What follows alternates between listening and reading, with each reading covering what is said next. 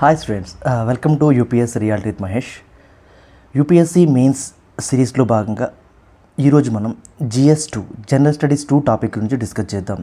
నిన్న general studies 1 like history, Geography, society మనం discuss చేసాం. ఈరోజు జనరల్ స్టడీస్ 2 ఇది చాలా ఇంపార్టెంట్ పేపర్. మోస్ట్లీ 70-30 అంటే 75% లైక్ 70-75 కరెంట్ అఫైర్స్, 30% స్టాటిక్ ఉంటుంది. ఓకే, ఇందులో 4 topics like polity and governance, international relations, social justice. Okay, ఇది మోస్ట్లీ కరెంట్ అఫైర్స్ వస్తూ ఉంటాయి అండ్ స్టాటిక్ కూడా ఉంటుంది. Like especially polity and governance. ఇక్కడ కొంత మట్టికి స్టాటిక్ మీకు కనపడుతుంది, అక్కడ నెగ్లెక్ట్ చేయకండి. ఎందుకు సార్ అంటే మనం ఒక ఆన్సర్ రాసేటప్పుడు డెఫినెట్గా స్టాటిక్ యూజ్ చేయాలి. లైక్ ఏదైనా రిపోర్ట్ ఇలా చెప్తుంది, కమిషన్ ఇలా చెప్తుంది, ఎగ్జాంపుల్ సెకండ్ AIC రిపోర్ట్ ఇలా ఉంటుంది. గవర్నెన్స్లో ఎస్పెషల్లీ సోషల్ జస్టిస్లో ఏదైనా రిపోర్ట్ న్యూస్లో ఉందనుకోండి. Okay, like human index, that is one of the important report. Okay, ఆ రిపోర్ట్ ప్రకారం ఏంటి ఇలా తెలుసుకోండి. ఎందుకు సార్ అంటే లైక్ మనం ఆన్సర్ రైటింగ్ రాసేటప్పుడు ఇంట్రడక్షన్, బాడీ, కంక్లూజన్లో demand of the question, keywords, themes ఇవి తెలుసుకోవాలి బేసిక్స్. ఒక క్వశ్చన్లో ఉన్న మేజర్ థీమ్ వర్డ్ ఉంటుంది లైక్ క్రిటికల్లీ అనాలిసిస్ అని, ఎగ్జామిన్ అని, డిస్కస్ అని, వాట్, హౌ ఇలా ఉంటాయి. ఇది మేజర్ కీవర్డ్. దీంతోపాటు సబ్ పార్ట్స్ ఉంటాయి. ఒక క్వశ్చన్ తీసుకున్నారు అనుకోండి, అందులో 3-4 సబ్ పార్ట్స్ ఉంటాయి. ఒక సబ్ పార్ట్కి మీరు 3-4 పాయింట్స్ రాసిన లైక్ 4 × 3 12-15 పాయింట్స్ మనం కవర్ చేయొచ్చు. Intro, body, conclusion. ఎందుకు సరే మనకు అంత టైం ఉండదు. ఓకే, 20 క్వశ్చన్స్ రాయాలి వితిన్ 3 అవర్స్లో. It is depends upon only your practice. Okay, come to polity section. Indian పాలిటీకి లైక్ NCERT చదువుతాం మనము, అలాగే లక్ష్మీకాంత్, కరెంట్ అఫైర్స్ చదువుతూనే ఉంటాం. బట్ ఆన్సర్ రైటింగ్ బాగా ప్రాక్టీస్ చేయండి. సార్ ఆన్సర్ రైటింగ్ ఎక్కడి నుంచి స్టార్ట్ చేయాలంటే అగైన్ ఐఎమ్ సేయింగ్ ఏదైనా ఒక చిన్న ఆర్టికల్, పెద్ద ఆర్టికల్ ఏదో ఒకటి చదవండి. చదివి మీకేం అర్థమైందో మీ ఓన్ వే ఆఫ్ అండర్స్టాండింగ్ రాయండి. చూసి రాసినా పర్వాలేదు, చూడకుండా రాసినా పర్లేదు, బట్ రాయడం అయితే రాయండి. రాయడాన్ని మాత్రం నెగ్లెక్ట్ చేయకండి. This is UPSC. Okay, answer writing రాయకపోతే ఎప్పటికీ క్లియర్ అవ్వదు, గుర్తుపెట్టుకోండి. ఓకే, యావరేజ్గా సబ్జెక్ట్ వైజ్ మార్క్స్ చూద్దాం. నేను 2013 నుంచి 2020-24 మటుకు. Okay, in the span of 10+ ఇయర్స్లో లైక్ ఎన్ని మార్క్స్ వస్తున్నాయి, మార్క్సే కదా అల్టిమేట్ మనకి. సో ఇండియన్ పాలిటీ నుంచి యావరేజ్గా 115 అంటే 115 నుంచి 130 మార్క్స్ మటుకి స్కోర్ చేయగలిగాం. Okay, it means like huge weightage అనమాట. ఆఫ్టర్ 250 మార్క్స్కి 120+ అంటే nearly half of the marks Indian polity cover అవుతుంది. And come to the governance నుంచి కొంచెం తక్కువ వస్తుంది. ఎవ్రీ ఇయర్ లైక్ 30-35 మార్క్స్ మట్టుకే వస్తున్నాయి. ఇట్ మీన్స్ లైక్ 3-4 క్వశ్చన్స్ లేదా 2-3 క్వశ్చన్స్ వస్తుంటాయి. బట్ గవర్నెన్స్ మాత్రం interlink with the ethics. Okay, ఎథిక్స్లో ఉన్న కాన్సెప్ట్స్ని, గవర్నెన్స్ని అడ్రస్ చేసుకొని చదివితే చాలా బాగా అర్థమవుతుంది. Okay, interlinking way of preparation చాలా ఇంపార్టెంట్ అండి UPSCలో ఆర్ గ్రూప్ 1లో కానివ్వండి. Okay, come to the social justice. ఈ సోషల్ జస్టిస్ అంటే సామాజిక న్యాయం అంటారు తెలుగులో. సామాజిక న్యాయం అనే అంశాలు ఎలా ఉంటాయంటే సొసైటీలో జరుగుతున్న కొన్ని విషయాలు ఉంటాయి కదా, ఉమెన్ రిలేటెడ్ కానివ్వండి, ఏదైనా స్కీమ్ రిలేటెడ్ కానివ్వండి. ఓకే, ఎస్పెషల్లీ పొలిటికల్ ఆస్పెక్ట్స్లో కూడా కొన్ని విషయాలు రాయాల్సి ఉంటుంది. ఓకే, కొన్ని సామాజిక వర్గాలకి న్యాయం చేయడం, SC, ST, BC వీళ్ళ పట్ల సుప్రీంకోర్టు కానీ లైక్ హైకోర్టు కానీ ఎలాంటి గైడ్లైన్స్ జారీ చేసింది, ఇలాంటి విషయాలు తెలుసుకుంటూ ఉండండి. రెగ్యులర్ న్యూస్లో ఉంటాయి, జస్ట్ న్యూస్ ఫాలో అయితే మీరు మ్యాక్సిమం ఒక 70-80% కంటెంట్ న్యూస్ నుంచి కవర్ చేయొచ్చు. Okay, come to the international relations. Same again ఇక్కడ నుంచి కూడా డెఫినెట్గా 50 మార్క్స్. ఇట్ మీన్స్ 4 క్వశ్చన్స్ పక్కా వస్తాయి. Every year 4 questions from the international relations. అంతర్జాతీయ సంబంధాలకి సార్ సోర్సెస్ ఎక్కడి నుంచి అంటే వెరీ సింపుల్ అండి. లైక్ 12th క్లాస్లో 2 బుక్స్ ఉంటాయి. ఆ బుక్స్ చదివితే చదవండి. పోస్ట్ ఇండిపెండెన్స్ అని, అది కొంచెం బేసిక్స్ మీకు అర్థమైతే. Again come to the current affairs or ministry of external affairs. Okay, ఇది కూడా చూడండి ఒకసారి, మీకు అప్పుడు అర్థమవుతుంది లైక్ ఎలాంటి ఇష్యూస్ న్యూస్లో ఉండే. రీసెంట్ ఇప్పుడు ఆపరేషన్ సింధూర్ అవనివ్వండి, పహల్గామ్ అటాక్ తర్వాత జరిగిన విషయాలు కానివ్వండి, ఆర్గనైజేషన్ కానివ్వండి, UNO రోల్ కానివ్వండి, వీటి పర్స్పెక్టివ్ కూడా చదువుతూ ఉండండి. అప్పుడు మీకు అర్థమవుతుంటుంది, ఫ్లో అర్థమవుతుంటుంది. But start with the PYQs. ఏ టాపిక్ అయినా సరే మీ ప్రీవియస్ ఇయర్ పేపర్స్ నుంచే స్టార్ట్ చేయండి. అప్పుడే మీకు అర్థమవుతుంది లైక్ మనం ఏం చదువుతున్నాము, ఎక్కడి నుంచి చదువుతున్నాము, ఎలా చదవాలనే విషయాలు మనకి స్పష్టంగా అర్థమవుతుంది. Okay, come to the sources. ఇందాక చెప్పినప్పుడు పాలిటీకి లైక్ NCERT, లక్ష్మీకాంత్ చదువుతారు. అండ్ గవర్నెన్స్, సోషల్ జస్టిస్కి ఒకటే బుక్ ఉందండి. లైక్ నేను ఫాలో అవుతున్న బుక్ ఏంటంటే గవర్నెన్స్కి, సోషల్ జస్టిస్కి ఉన్న ఒకటే book Mudit Jain IRS. Just మీరు గూగుల్లోకి వెళ్ళి లైక్ ఫ్లిప్కార్ట్ అని కొట్టినా కూడా వస్తుంది మీకు. అది Mudit Jain IRS governance, social justice అని కొట్టండి, ఒకటే బుక్ వస్తుంది. అందులో 2 టాపిక్స్ కవర్ అయితే జస్ట్ మనం ఆ బుక్ ఎందుకు రిఫర్ చేశానంటే నేను 2022లో చూశాను. అదే బుక్ నుంచి కంటెంట్ 2022లో 95% యాక్యురసీ వచ్చింది. కావాలంటే మీరు చెక్ చేసుకోవచ్చు. 2022 మెయిన్స్ పేపర్ని దగ్గర పెట్టుకొని ఆ బుక్ని మీ దగ్గర పెట్టుకోండి, మీకు అర్థమవుతుందని value.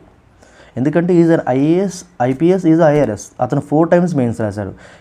At the attempt of his 4th attempt he got 463 marks. It means huge marks in mains out of 1000 marks. Okay, ethics and SA and governance, social justice, oral history, ఇవన్నిటి కూడా అతని సోర్సెస్ ఫాలో అయితే better. Okay, as per my opinion, up to your wish. Okay, book list అనేది డెఫినెట్గా vary అవుతుంది person to person, rank to rank, but 90% books are similar.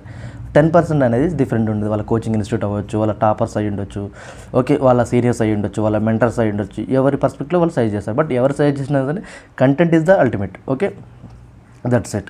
ఇలా ప్రతిరోజు మీరు ఆన్సర్ రైటింగ్ ప్రాక్టీస్ చేయడం ట్రై చేయండి. ఓకే, ఎస్పెషల్లీ పాలిటీ అండి. పాలిటీలో current affairs cover అవుతుంటాయి ఎవ్రీడే. లైక్ ప్రెసిడెంట్ న్యూస్లో ఉంటాడు, వైస్ ప్రెసిడెంట్ న్యూస్లో ఉంటాడు, కౌన్సిల్ ఆఫ్ మినిస్టర్స్ న్యూస్లో ఉంటారు. ఓకే, లైక్ కమిషన్స్ న్యూస్లో ఉంటాయి, కమిటీస్ న్యూస్లో ఉంటాయి. ఒకసారి చూడండి, జస్ట్ ప్రీవియస్ ఇయర్ పేపర్స్ చదవండి ఒకసారి. మీరు ప్రీవియస్ ఇయర్ పేపర్ చదవకుండా యూపీఎస్సీ ప్రిపరేషన్ స్టార్ట్ చేయకండి దయచేసి. 2 things is important for any exam, like descriptive mode, like group 1 కానివ్వండి, యూపీఎస్సీ కానివ్వండి.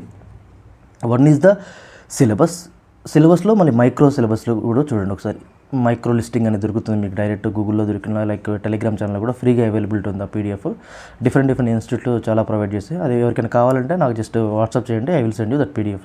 ఓకేనా, మీరు ఏం పీడిఎఫ్ అడగాలనుకుంటున్నారో ప్రాపర్గా అడగండి. ఓకే, నేను చెప్పేది ఏంటంటే UPSC prelims come mains point of వ్యూలో ఉన్న మైక్రో లిస్టింగ్ టాపిక్స్. ఓకే, ఇది ఎవరికైతే కావాలనుకుంటే జస్ట్ నాకు మెసేజ్ చేయండి నా నెంబర్కి, నేను మీకు వాట్సాప్ చేస్తాను అది. ఓకే, అందులో ఎలా ఉంటుందంటే ఒక టాపిక్ తీసుకుని అందులో 5 to 6 టాపిక్స్, సబ్ టాపిక్స్ ఉంటాయి. దానివల్ల ఏంటంటే మన ప్రిపరేషన్లో భాగంగా అన్నెసరీ థింగ్స్ చదవకుండా ఎస్ ఈ విషయం మీద మనం ఫోకస్ చేయాలి, ఈ విషయం మీద చేయాల్సిన అవసరం లేదు, ఒక క్లారిటీ ఉంటుంది. Clarity is very very important, very very essential also in preparation.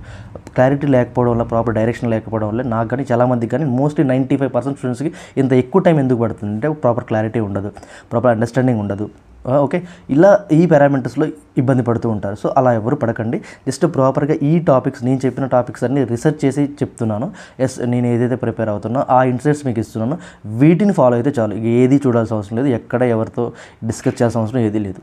Okay, మీకు ఏదైనా డౌట్స్ ఉంటే just you pay me in comment section, I will give a reply accordingly your query. Okay, ఇలా Indian polity, Indian governance link with the ethics and social justice link with the Indian society and అదేవిధంగా IR international relations link with the internal security. ఇట్లా ప్రాపర్గా చదువుకోండి. Like huge weightage ఉంది, 100, 110, 120, 125 వచ్చే chance ఉంది GS2కి. కాబట్టి don't neglect any part in this GS2 part అండి.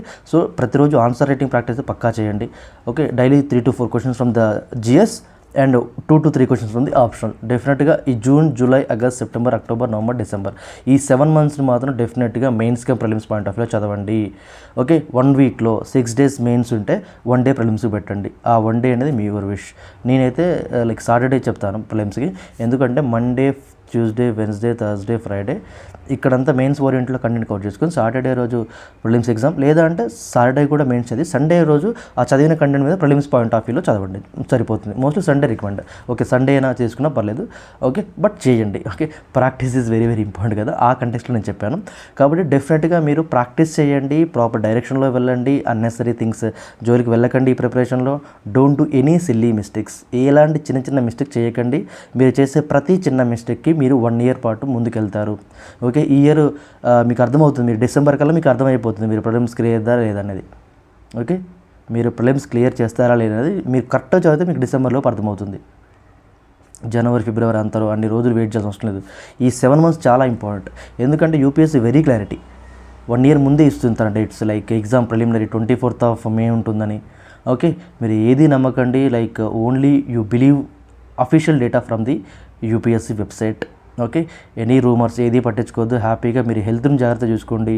Okay, and me preparation proper strategy పెట్టుకొని ప్రిపేర్ అవ్వండి. Answer writing practice very very important. Okay, ఒక రోజులో కుదిరితే యావరేజ్గా ఒక 10 hours పెట్టుకుంటే, ఎవరైతే ఫుల్ లెంత్ ప్రిపేర్ అవుతున్నారో ఒక 10 hours పెట్టుకుంటే ఒక 6 to 7 hours చదవండి, 3 to 4 hours రాయండి. అంతా చదవడం అనేది అది ఇంపాసిబుల్, అది ఎవరికి ఇంపాసిబుల్, అది చేయాల్సిన అవసరం లేదు, అసలు అవసరం కూడా లేదు నన్ను అడిగితే. బట్ ఆన్సర్ రైటింగ్ మీరు ఎంత చదివారనేది పేపర్ మీద పెట్టాలి కదా. చదువుతారు, అందరూ చదువుతారు, అందరి దగ్గర బుక్స్ ఉంటాయి, నోట్స్ ఉంటాయి, లైక్ చాలా materials, too much vast information ఉంది. అది ఇప్పుడు వచ్చిన బాధ ఏంటంటే. ఓకే, సో ఇన్ని విషయాలు గుర్తుపెట్టుకోండి, మిస్టేక్స్ చేయకండి. Indian polity, Indian governance, social justice, international relations, ఈ టాపిక్స్ని ప్రాపర్గా ప్రిపేర్ అవ్వండి. Okay, very very important topics ఇవన్నీ.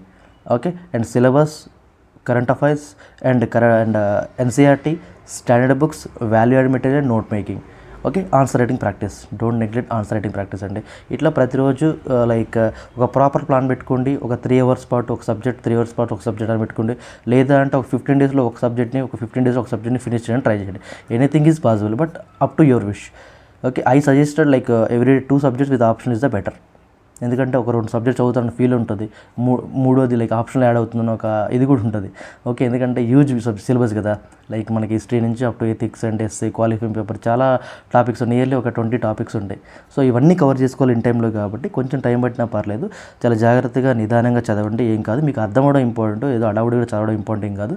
మీరు సబ్జెక్ట్ని అర్థం చేసుకొని, అందులో ఉన్న కంటెంట్ని అర్థం చేసుకొని దాన్ని ప్రజెంటేట్ చేయాలి. ఓకే, థ్యాంక్ యూ అండి, thank you so much, your love and support. Thank you, జై హింద్.